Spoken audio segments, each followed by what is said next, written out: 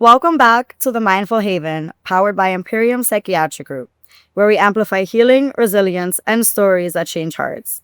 Today, we're going behind the camera of Finding Nicole, the true story film about domestic violence survivor Nicole Beverly, not only through the survivor's lens, but through the creative eyes of the people who brought her story to life.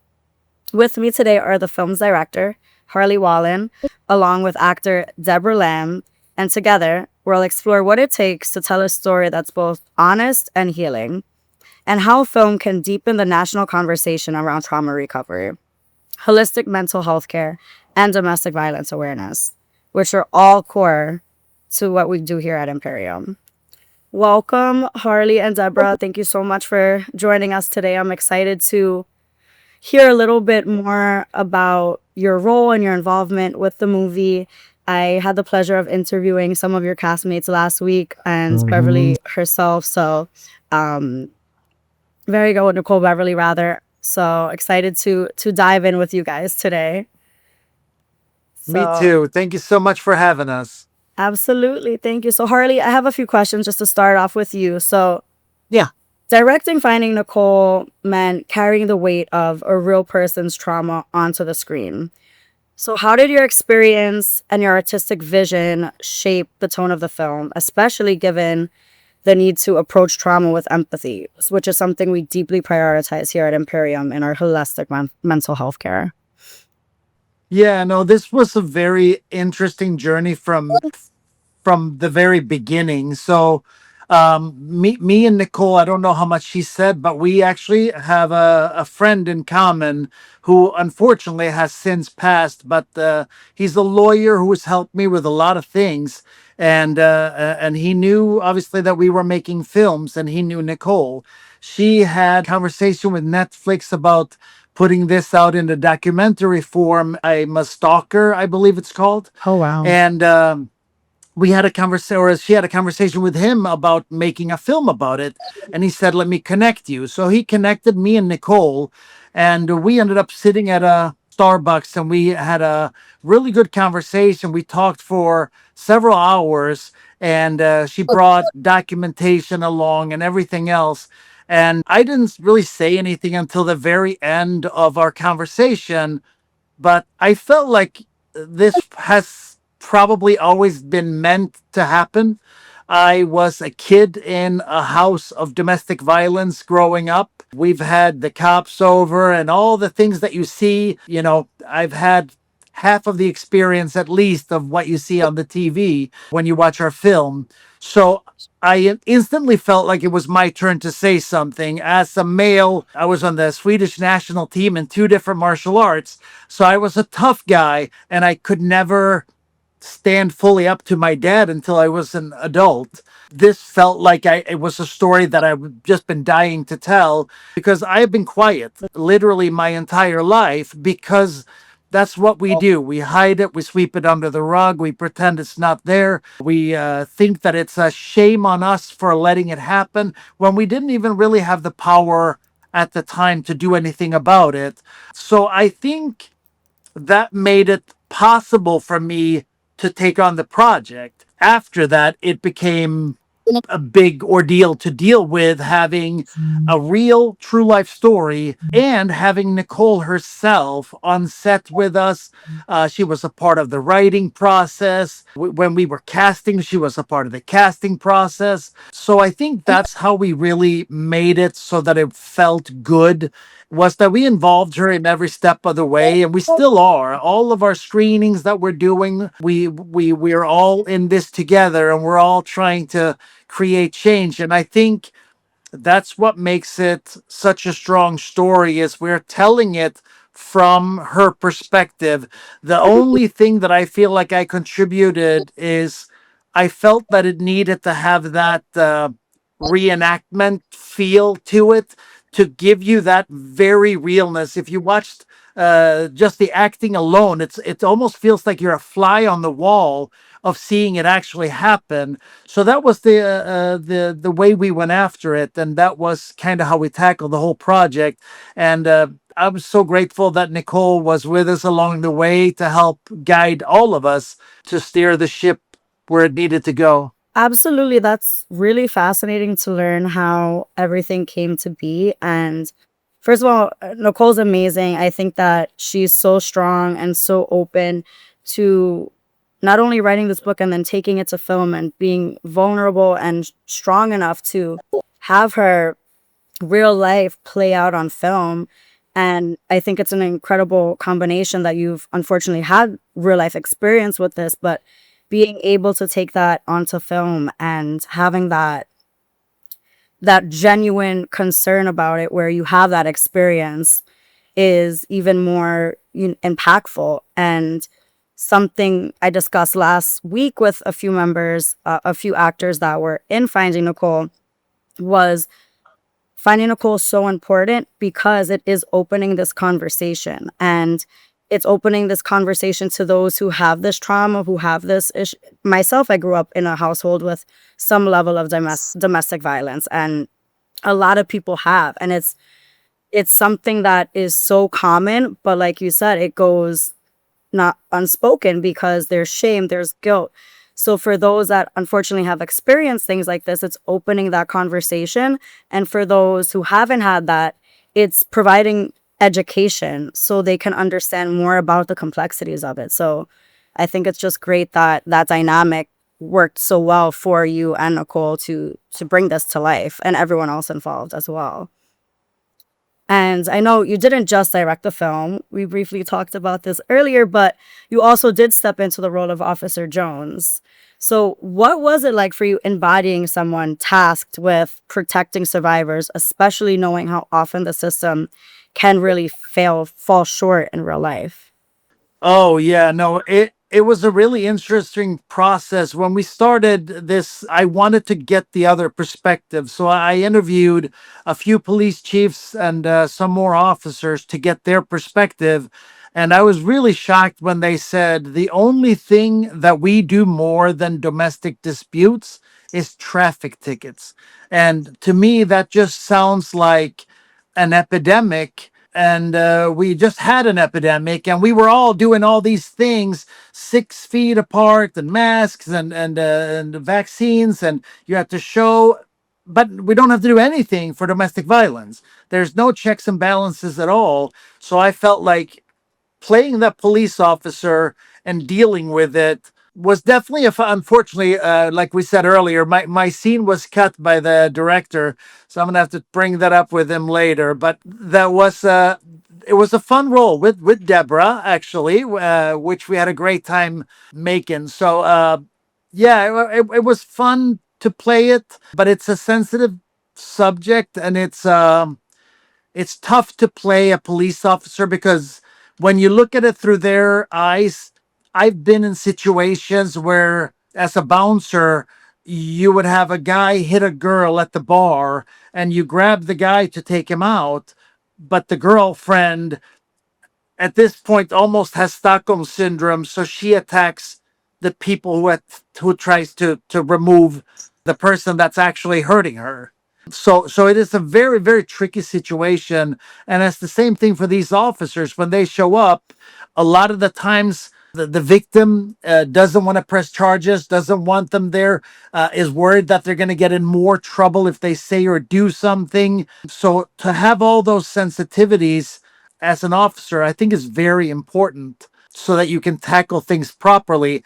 And you can't get jaded with all these situations because, it's like somebody said this a long time, and I love this, but they said, you can't have any bad days when you're an airplane pilot. You have to land the plane every time. And that's kind of how I look at policing.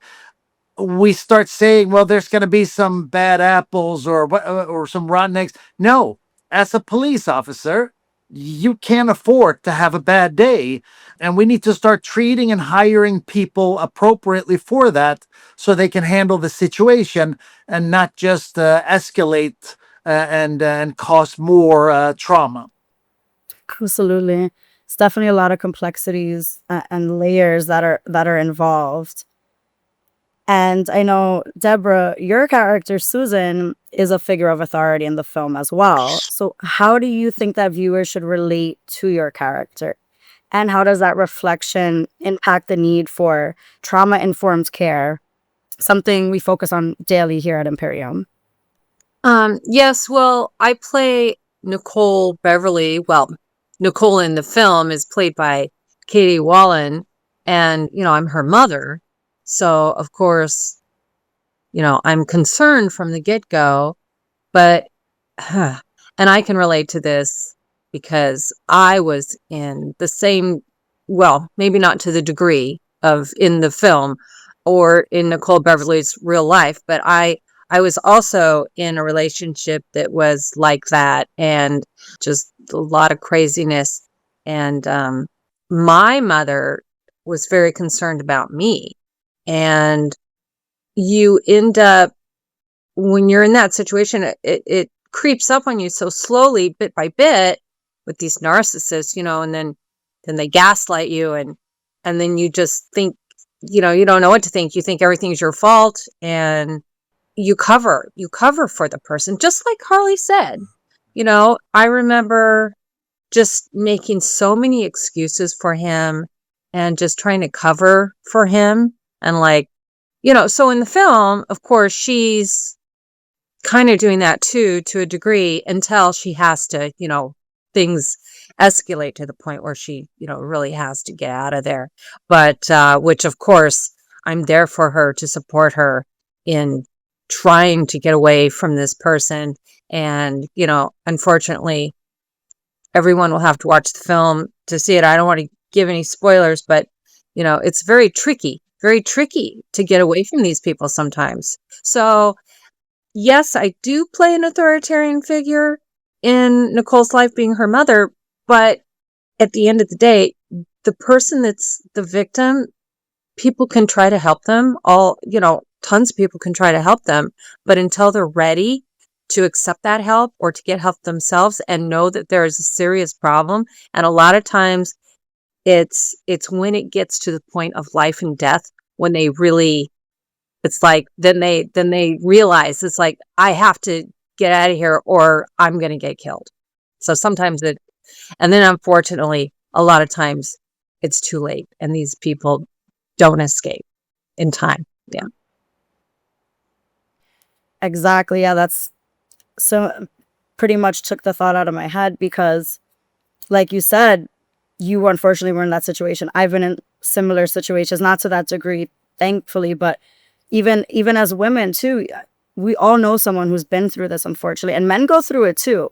But statistically, it's obviously more common with women. But like you said, when you deal with narcissists and it's little by little, you don't know the outcome. And that's something we talked about last week's episode as well, is you go through this and you don't even realize what's happening until it gets bad enough that you look back and reflect and it's like, wow, how did I get here? And the shame comes in then because you're embarrassed and you can't believe it got to this degree, and can it get worse? And it can always get worse. So it's so important to have this conversation, but sometimes it has to get really, really bad before it can get better. And that sometimes has to get really, really bad and before you even reach out to authorities and reach out to police officers and get law enforcement involved. And I know, Harley, you mentioned this earlier to me, that you actually interviewed a few police officers in preparation for your role and for filming. So how did that go about? And how do you think rather interviewing those police officers helped? And in your opinion, how do you think the film found balance between showing the legal complexities and the survivor experience? Well, so we definitely wanted to be true to Nicole's story. So the things that happened to her, that we played those things out between using police reports and her journals. We were able to figure out what we were going to use in the film and what it was going to do. But we wanted purposefully to tackle that the judicial system is very tricky, and to get out is not as easy as you think. We wanted to touch more on things. We talked about shelters and other things, but it became too much for one film. And we've talked about this, that, Nichole has, when we figured out what to write this script about, I had hundreds of pages of all this stuff to try to figure it out. But I think for the police officers, the trick is to know when is it spat on a misunderstanding and something went wrong, and what they really needed to do is to have a conversation with a therapist, or a friend, or a family member or something, because that does happen. I've seen that myself, with friends, that sometimes it's just combustible because the wrong time, wrong place, wrong people. And as an officer, you got to know somehow when that's it and when it's not the other. And I do not envy them their job. It's the same thing with pulling somebody over. You got to somehow have a sense for when there's a shotgun pointing at the door and when somebody's just going to hand you the license. And they live a very, very tough way to figure this out. And the domestic disputes definitely take their toll on them. And the law has now become better, at least in Michigan, where if anybody has put hands on the other person, automatically they go in overnight, which will diffuse the situation and avoid the problem, at least for the moment. And sometimes that's all you need to start working on getting out.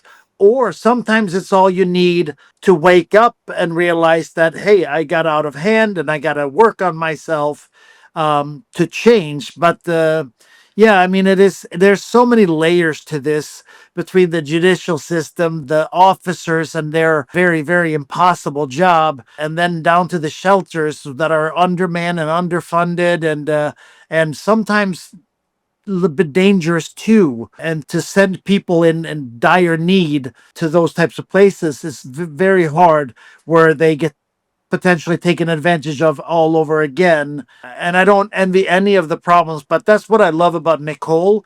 She's actively out there with an agenda to change all this so that we can have better laws on the books. All the way up until this, or no, last year, the assailant would literally have your home address and information on the paperwork, so that they could find you and harm you again. And that just became so that was not available to them. But all of these little things has to be tackled, and we do funny things here in the States. It's state by state, so there's not like an umbrella over the country with rules and laws that make sense. So each state gonna have to figure it out kind of on their own and find some kind of best practices. But yeah, it's stressful on them. You can tell when you talk to them that this is not something that they at all enjoy as a part of this. Absolutely. And it is interesting to me, and I thought about this even prior to watching Finding Nichole or having this conversation with you or anyone on the cast, but it is interesting how it does differ from state to state. I'm based in New York City, and I do know that domestic violence is something that they definitely do not take lightly in New York, but it's still a huge bureaucratic system in which things fall through the cracks. It's overpopulated. They can only do so much. They take a while to show up. The follow-up is intense. I know in New York, with any DV case, it's automatically the state of New York against the perpetrator. But it is very interesting how it varies from state to state. And yeah, there is no anything fluid or anything concrete. So I think that also is probably a way that people can go from one state to another and kind of not get away with things, but make things even more complicated for DV cases as well.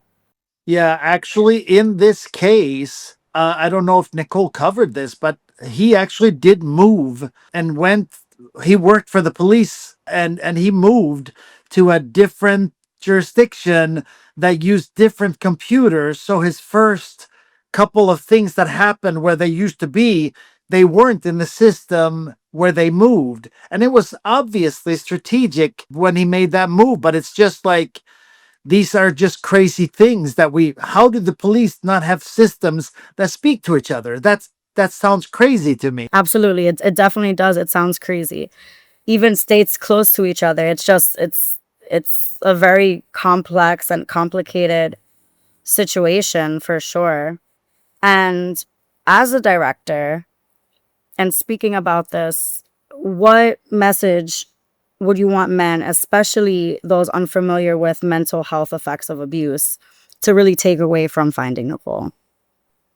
I have said this almost my whole life, but I was fortunate enough to have a good mom that taught me to communicate, and talking your way through problems is a really, really good way to handle things. Talking to a therapist, or talking to somebody that you trust, or to you through your church. I think talking about your problems, the stigma is gone. We need to let go of these things, and we do need to understand that it's just like with anything else. If I said, hey, you need to go change the garbage disposal, you'll say, I don't know how to do that. And that's okay. We can be the same way when it comes to our mental health. We can be the same way when it comes to our capabilities. We can say, I got really upset. I was really jealous. I was really scared. I was nervous, and it came out in anger. And then you can say, how can I get help? Because I think ultimately, I think that's the big thing, that we as men, instead of bottling it all up and it all coming out as anger, if we just talk through things and we just communicate, we can find out, first of all, if this relationship is for us. When I look at somebody that is in a relationship, let's say that you're really, really insecure as a male, and you date or are with somebody who is gorgeous, and like you had my wife on last week. Katie is a social butterfly. If I was insecure, it would be a nightmare to deal with that, because she's a bubbly and friendly and everywhere, all over the place. And it could be, for somebody who's insecure, a really, really rough thing. And that could show up in really bad ways. But I think if you know yourself and you know that you have some issues with this, figure out yourself, and then figure out what you need out of a partner, so that you can find somebody that has the same values and morals and ways as you do, and talk about it. Talk. That's me. Talk about it.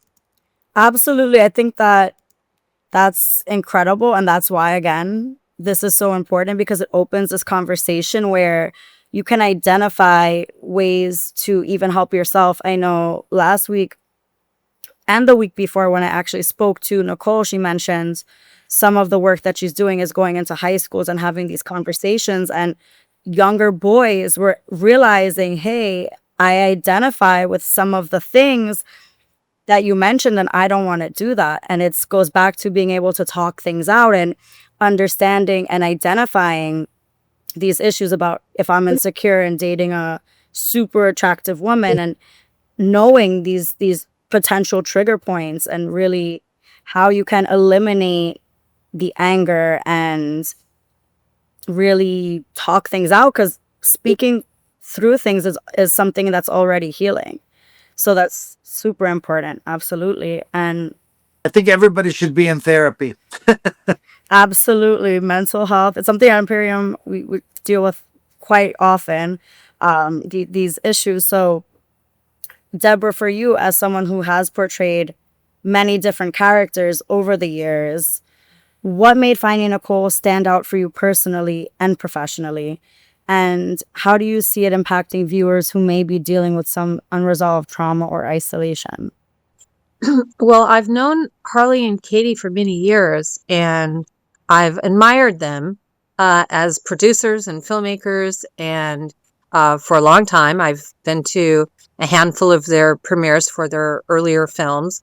And the opportunity came up for me to play this role, and I was really excited about it. But and then, of course, while we were filming, it was obvious that this film was going to be very important. But after the film was done and it ran the film festival circuit last year, and I was lucky enough to be able to go to a couple of the film festivals. Win some awards too. We all did. Yes. I won 2. You I did a couple I of did. them. I won 2 Best Supporting Actress awards, which was wonderful. Harley's won many. Katie has won a gazillion for her role, which she deserves.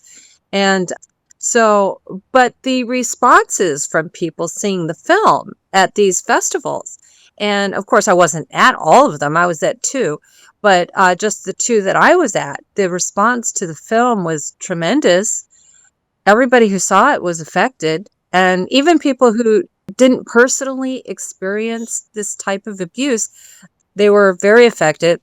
Everybody found this film as a good film, a piece of artwork as a film, but also just so informative and just so eye-opening.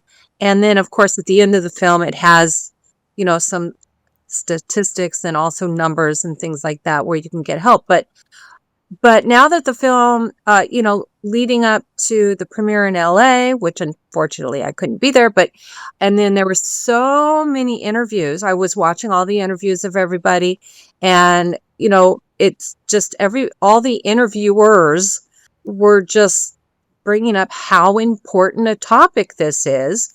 And of course, Nicole Beverly is the spearhead of all the movement, and it comes from her. And, and then I'm so grateful to be a part of this film, because not only is it a really good film, I had a really good role, which was very nice, but it's an important film, and it's good. It's a good film, solid filmmaking, but it's getting an important word out there in the world. And this film in particular does it in a way where it's not sensationalized. I mean, it is based on Nicole's true story. The things that happened in the film did happen. So I'm just grateful to be a part of this film. And with your original question, what attracted me to this project? Well, of course, my personal experience. And when I got a chance to talk to Harley about it, and, of course, he's divulged that, he has his own personal experiences with abuse. And most of us do. So it is an epidemic. It's an epidemic. Absolutely. It 1000% is. And all 3 of us live in completely different states, probably different walks of life, and so many differences. So for us to all sit here and have some degree of personal experience is a testament to how common it really is. And even last week, when I was connecting with members of your team and actors and everyone involved, they all have some level of experience. So it's really everyone has either went through something like that or knows someone who has. So it really is an epidemic all over. I just want to add something real quick. Harley's you are from Sweden, wow. right? You're from Sweden. I have a couple friends in Sweden, Helen and Jonas. Yeah. What's his name? Yeah. Yeah.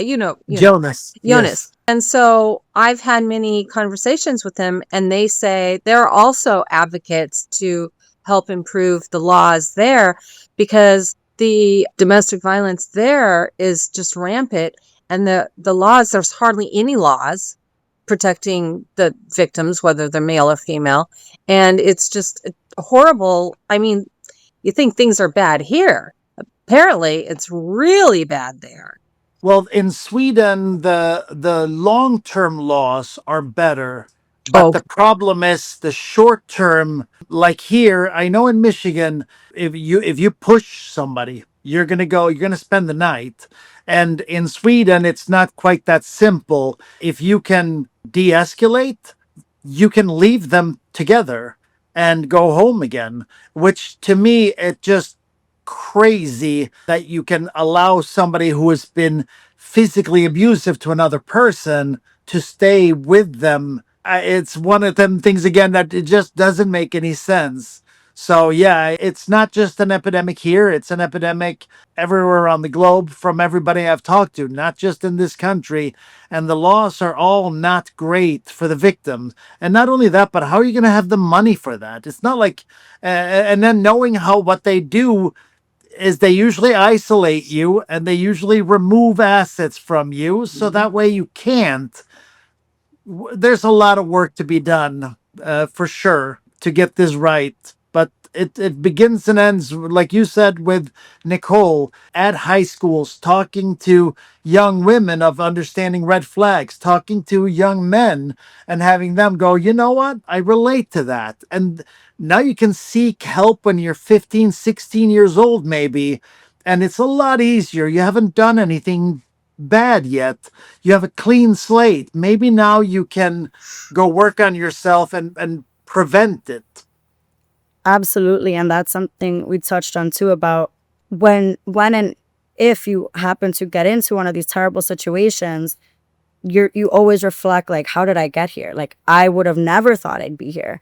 No one ever sees themselves to get in to these experiences. So starting with such a young age demographic is so crucial, because as this can happen to anyone, grown women, educated women, anyone can easily get sucked into this depending on the situation. So giving young girls and young men those tips, that knowledge ahead of time. So if something like this does happen, you already have a little bit of understanding, a little bit of a way to self-reflect or look out for signs. So it's something that should be more widespread. And I think that Nicole Beverly is just so amazing to go and do that. And again, do everything she's doing for this cause and be able to put her life out there for everyone and take her pain and make it power. So I think that that's, just super, super important. And Harley, so here at Imperium, we design healing first mental health, from talk therapy to trauma-informed care. So we touched a little bit on this, but how do you think Finding Nicole aligns with not just being a story, but as a catalyst really for awareness and change? I hope it's a bit of a mirror to society so that people can find themselves wherever they are. I think people have a hard time seeing themselves in a villain, but maybe a best friend to somebody can see it, and maybe there can be a nudge, maybe there can be a conversation, because I truly do believe in that. I believe that we have to start somewhere, and it has to start with communication, and it has to start man to man or woman to woman, but person to person, because I think that's when we hear the messages, when it's your friend and he puts your arm around you and he says, hey man, I saw you grab your girl's arm and that looked painful, and I don't know if that's okay. I don't feel good about that. Like, are those conversations happening? Is somebody saying maybe you should talk to somebody about this? That's kind of what my worry is, and especially with men, because we were just brought up to just suck it up and keep going, and that's hard to be that guy and then talk to somebody when you have problems. And I think we have to redefine what a strong man is. I think a really strong man can ask for help. I think a really strong man can admit that he's wrong. I think a really strong man can do a lot of really good things by being vulnerable. And I think that's a lot of strength. Not posing and not bullying and being somebody who walks on other people or feels the need to control them, because that's a lot of what this is. It's power and control that shows up in ugly ways from people that feel out of control, and they're trying to somehow grab a hold of life and have some control over it, and that's how I think they end up there. So yeah, I think that's the way to start it, and where it leads, it's individual. Each person their own. Might be enough to have a conversation with your best friend, and maybe you look in the mirror after that. In my opinion, most people are gonna have to bang their head on the wall a few times to change. because change is hard. So that's why I always say that everybody should be in therapy, or at least have somebody that they can talk to about things so that they can process. Because I've noticed the difference between stuff in my head and talking out loud with another person. It's a big difference. Like when I hear the words out of my mouth, half of the time I know what's right and wrong myself. I just needed to say it to somebody to know it. And I think that's a good thing. Absolutely. And so much of what goes into domestic violence is so much mental abuse. And I think a big part of going back to what you were saying is about changing the way we think about and talk about masculinity, and how it's so important to change the framework, because there's such a stigma. Well, there's a huge stigma around mental health, men or women, but specifically when it comes to men, and again, in different countries worldwide, like masculinity is, macho man, men don't cry, don't have feelings, we're going to be strong men. And that doesn't Good really luck with that. man. Yeah, being a strong man, you are able to communicate. And I think that that's something that there's so much work to do on that as a society. But definitely starting this conversation can help attribute to that change. So I'm very glad to even be part of this conversation.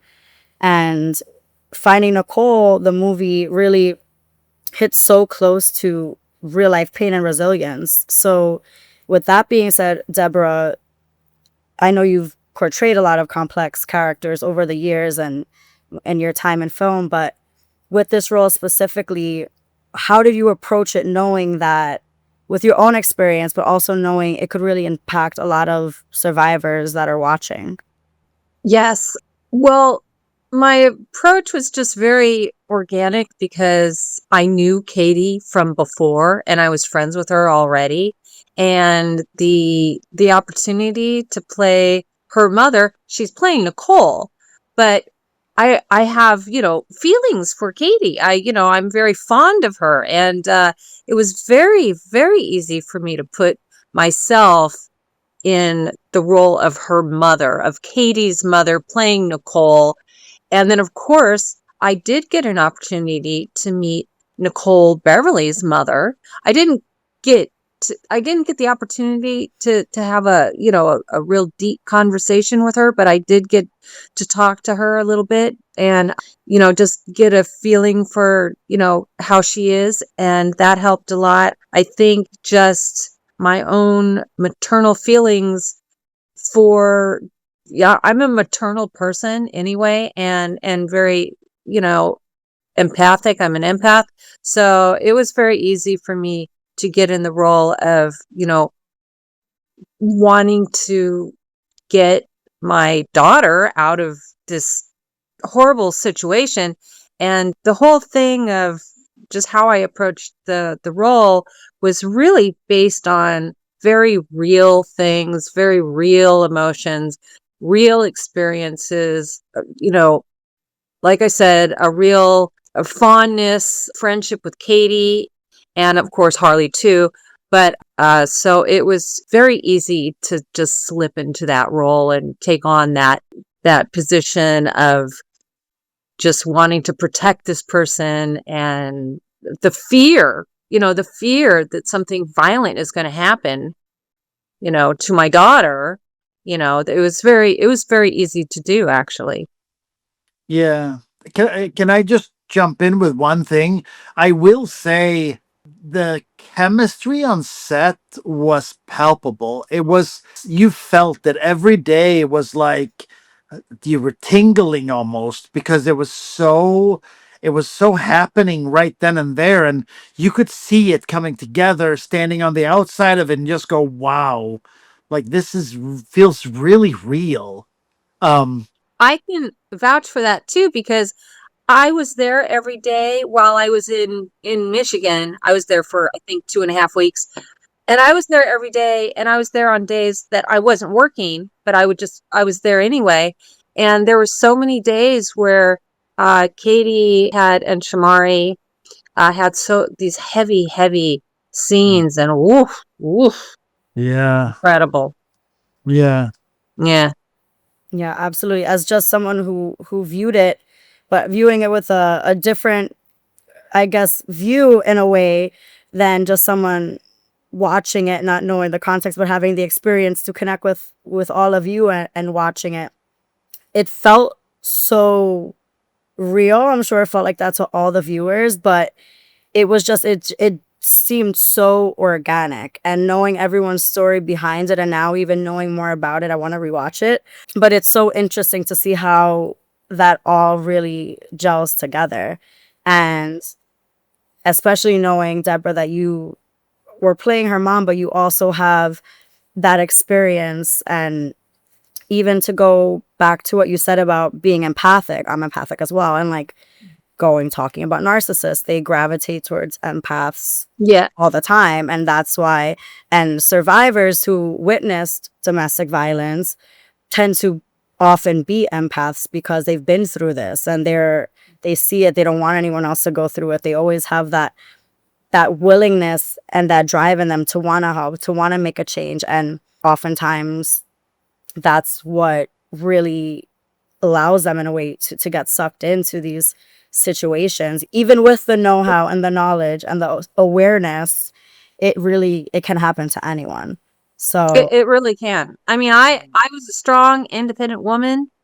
I was in my very, very early 30s, and this person just kind of got me at a very vulnerable time, and then I just got sucked in, and then because I am an empath, oh, his problems, I tried to get away, but what do you think? same. And There's then no shame. I'm same. I hear And then you. what you guys were talking about earlier about the shame, I think Harley was talking about that.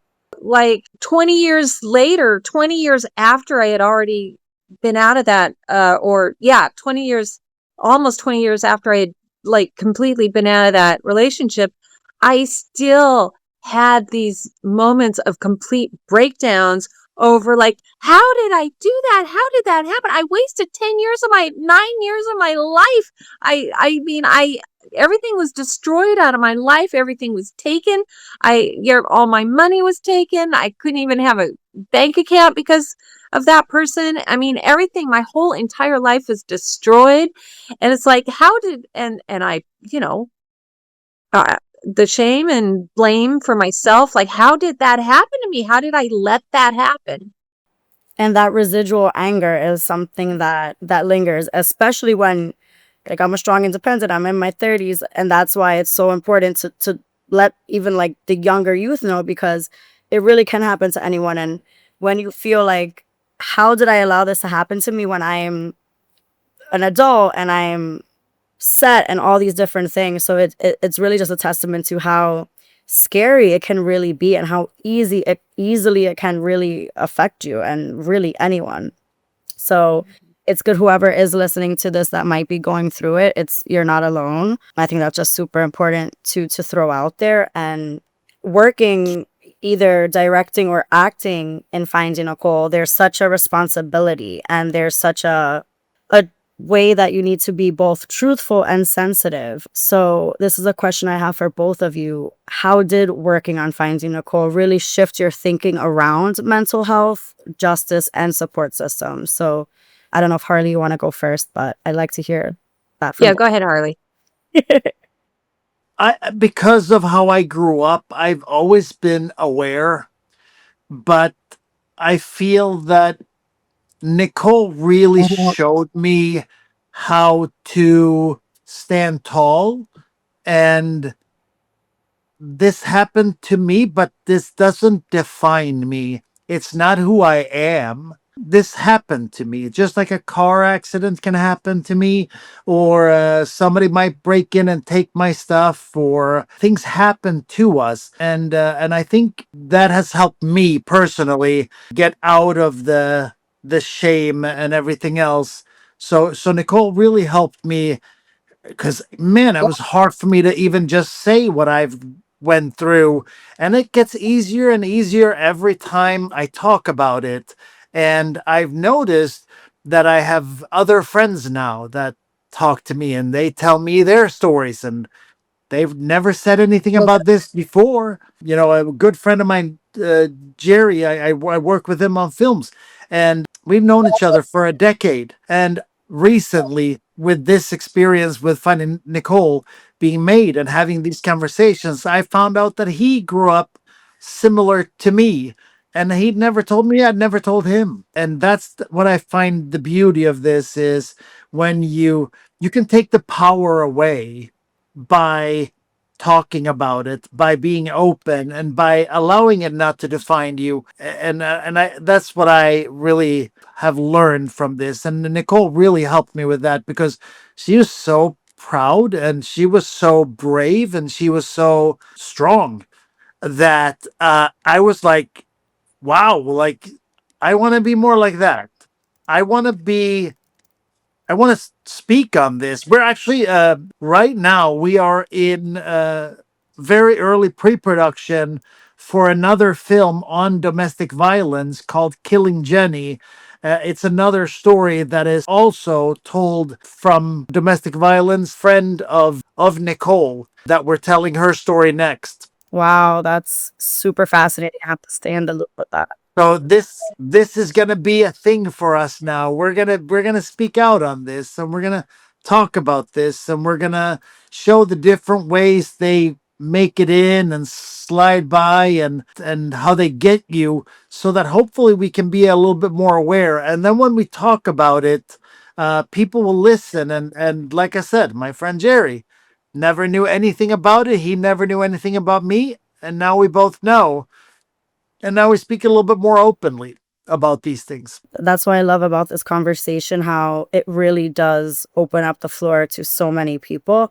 And I think I had this thought when you were saying about Nichole being so strong. She is super strong, and I think that that's a huge misconception, is that victims are weak and victims don't want to come forward, and victims do have this shame and this guilt, but the misconception that they're weak. Oh, how could you allow this? When in the reality of the situation is victims are so strong. Victims have to be so strong to come forward, to seek help, to seek guidance, to get authorities involved if it requires that. So I think that that's something that if anyone is listening that is going through this, it's not a form of weakness. If anything, it can make you even stronger and again turn that pain really into power and take your power back if you're struggling. Yeah, we've had so many people reach out to both me and Nichole, and I'm sure most people on our cast and crew have heard it too. But a lot of people that have been in this situation, they feel validated by the film because they say, I feel seen, I feel heard in this film. And that to me is worth everything. That was when we started this journey, I asked her, I said, what's the most important thing for us to have at the end of this? Obviously, everybody's trying to get their money back and maybe make a few bucks on the film. So that's an obvious thing. Debra, I'll ask you that too. So working on finding Nichole, was there anything that really shifted your thinking around mental health or justice and support systems at all?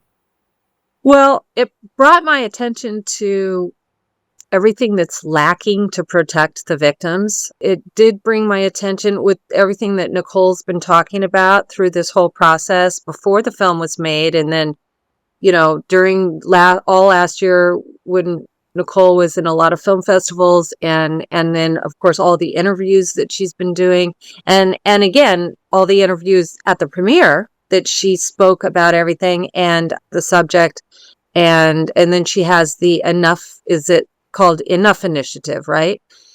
And you know, and going to schools and everything, just it brought, you know, I mean, I always knew that because I've talked to so many girlfriends of mine that it's like, you know, so many of them have gone through, you know, similar situations as me. And it's like almost everybody, and men too, who don't talk about it. You know, it's happening to the men too. So it did bring my awareness to how bad the laws are.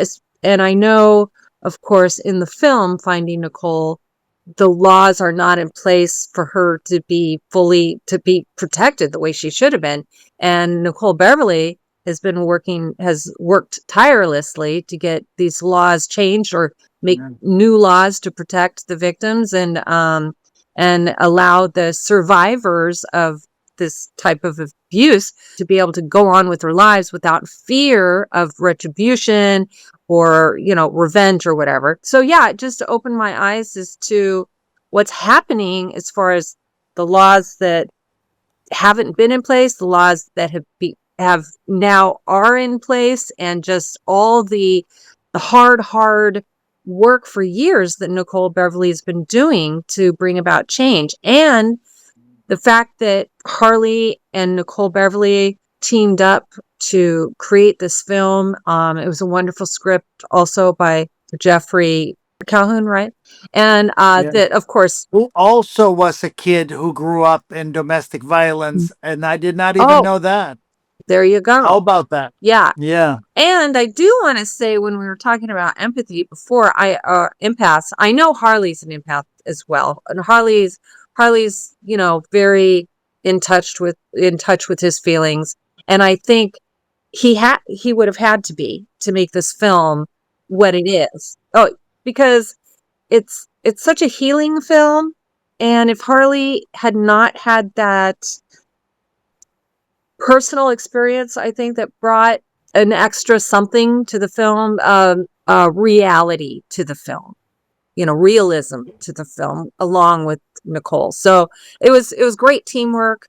The Harley, Katie production team, and Nichole and the writer, and of course everybody involved. And I'm just so proud of this film, and I'm very proud to be in it. It's a great film. Absolutely. Absolutely. Yeah, and funny enough, with all these things, it is still an entertaining film, Yeah. and it is still a hopeful film. Absolutely. That's the stuff that I think sometimes we get lost in and some people are like, oh, I don't know if I can watch that. It's heavy, and it's like, it's not, a cookie cutter film for sure, but at the end of it, you will feel like you want to do something to help, you want to do something to fix, and those films to me are very rare, the films that where you watch it and you go, I gotta do something about this, because that the topic hit me in a way that I feel like I now need, because now I'm aware, what do I do with this? I have to do something. Absolutely. And that's part of what I was about to ask you, because storytelling can really change policy, change culture, and it can change lives. So how do you think that filmmakers and mental health advocates like those of us at Imperium can continue to drive the conversation forward in partnership? Oh, Deborah, do you want to go first? Well, I love films. I love feel good films, and I love like faith-based films and inspirational films. I mean, I have an eclectic taste of films, but and this fits in there with inspirational films and films that show people that they can take their power back when they've lost it. They've lost their power. Oh my God, it took me years to get my power back after finally leaving that person for the final and last time. Took me 4 times of leaving him to make it the final last time.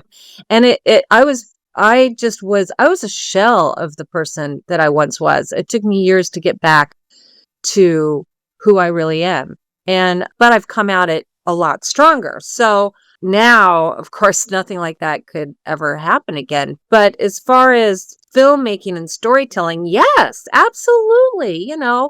We all watch films that empower us and make us feel that we can be greater. Like if we're in a stage of our life where we're feeling like we're maybe not doing so great, whether it's relationships or just, how we take care of ourselves or whatever it is, these films, lift us up and show us, look, look what that person went through. If that person went through that, surely I can rise up and, move forward and get my power back, take my power back. And this film is all about that. It's all about taking your power back, not being a victim. In the story, at one point, Nichole, puts her foot down and she fights. And you got to fight. You got to fight because, when you're in those relationships, like we've discussed, it sneaks up on you little by little by little. It just sneaks up until you have nothing. You're nothing. You feel like you're nothing. You feel like you have nothing. You feel like you can't ever be the person you once were or want to be. So yes, this storytelling, this film that Harley made, this incredible production team definitely does that. For me, I think I finally got my voice back on something that I grew up in, and I'm not going to let it go. Nichole breathed this into me, and I'm a carrier now. So, like I said, we're going to go tackle the next film on the same or similar subject. Very, very relevant if you've been watching the Diddy trial. The next one that we're doing takes place in not just the kind of abuse we saw in Finding Nichole.